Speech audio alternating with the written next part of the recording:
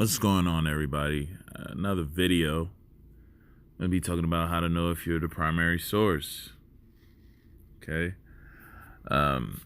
Many people have asked to know what are the signs that a narcissist may be using you as a primary source of supply.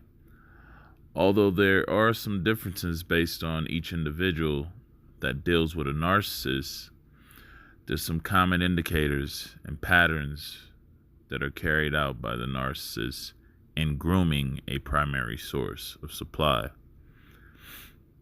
When a narcissist decides to promote a person to being the closest extension of themselves, which is the primary source of supply, there's some suitability tests that have to be carried out and passed by that new target, by that new source.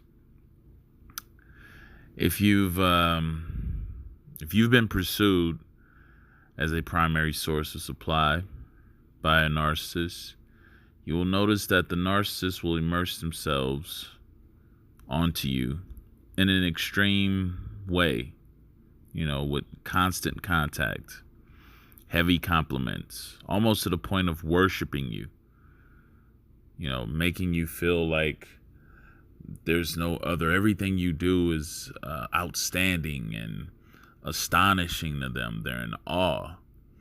Okay. And what they're doing is working your ego. Okay. They're working your ego to make you feel, like you're so great and wonderful to them. And at this point, the narcissist is really on their best behavior. Most people never catch this because the narcissist is polite, considerate, and accommodating, right? And this phase, as I've stated, I've called it, before in the past, I've called this rocking you to sleep.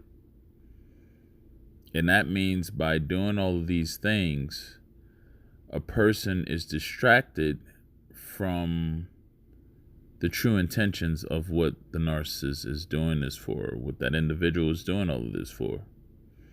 Now, it's not that these things are that are done, in the process of courting someone or getting to know someone is a bad thing. I'm not saying that, because there's, it's not. Put it that way. It's not a bad thing to be courteous and accommodating. Where it does have to be taken into consideration is the specific intent of that person who is doing these things. Meaning, what are their motives behind it? What are their objectives towards doing this stuff? This is where the fork in the road begins. Okay. It can go one way where the person is being, genuinely trying to get to know a person, and they're doing this out of respect and just a way of form of courtesy. Like, where on the other pathway, the person is using this in a way to deceive the individual. Because the person that's doing this has ill intent. They're using this to control, but they have to, do it in a certain way. So, the old saying, you attract bees with honey. So the narcissist knows, like, they're not going to get anyone to be a new source or primary, especially primary source supply, being more exclusive by showing them these bad characteristics of themselves. For the narcissist, this is all about seduction to lure the new supply into making them believe that they are going to get something valuable and satisfying that could possibly be that they could possibly be happy with in the long run. So the source is seduced into thinking that, hey, this is what I'm looking for. Narcissists appeal to your ideals, right? That's why they ask so many questions. They're trying to figure out what is the ideal type of date and all this stuff, and they try to mimic that and mirror that back to you. Once the narcissist has a new primary source of supply in their sight, they basically lock in on them like a heat-seeking missile. They try to consume as much of your time with them, activities, all that is possible. And this is forcible bonding, where they become very intrusive, and they may want to, they call you all the time or FaceTime you all the time. And this occurs regularly, every day, popping up at your job or your house with gifts, excessive praising you for there's no faulting you at this point or dislikes that are ever mentioned by them. Again, these things are done excessively and well overdone. The narcissist is literally throwing themselves onto you.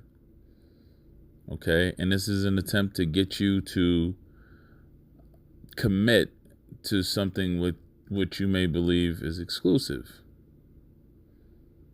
Because in your mind, if you're that desired by someone wants you that bad, they must really want to be with you, right? And you may hear them speaking to you in ways that suggest that you're theirs already, or that you're already in a committed relationship with them, even though there's no official agreement on the commitment from you. You may hear them saying that they love you, way too soon to be considered genuine. What the narcissist is trying to do is to induce the feelings of significance within the target to cause them to feel as though they are that desirable to the narcissist and that they are that wanted by them. This lets the guard down. This makes the person want to be exclusive to the narcissist, not just on a part-time basis, but a full-time basis, being primary. The goal is to make you feel like you are number one and that, they want you the most. And so that you would reciprocate that. If you are the primary source, you will be the narcissist will be extremely possessive and jealous over you in a very toxic way. The primary source is the one that the narcissist spends the most of their time with and monitors you very closely to make sure that no one else is intruding on their property. If you're the primary source, you'll be isolated from your family, your friends, and associates. Okay? Something important to think about. You'll be, ridiculed, put down for having any type of individuality or creativity. But this is usually not seen by the source initially. All these other things that are more negative, but you won't see them anyway, because in most times the primary source that's being groomed is in a state of delusion, believing that they are in love. Now they've become prisoners of the narcissist. Okay? They've become prisoners of the narcissist. And that's what a primary source basically is.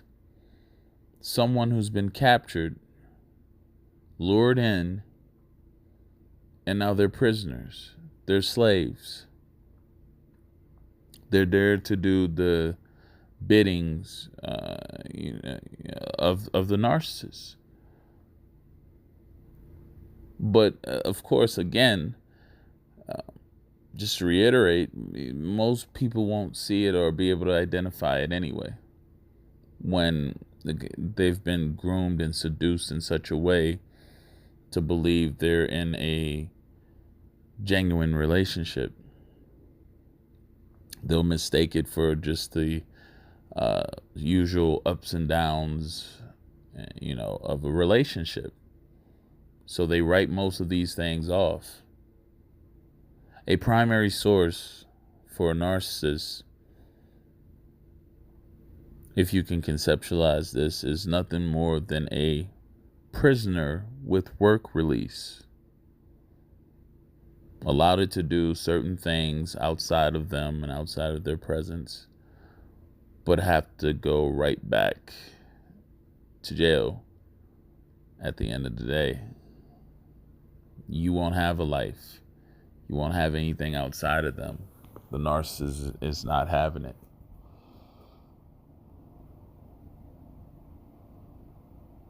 Anyway, hit the like button. Subscribe if you haven't subscribed.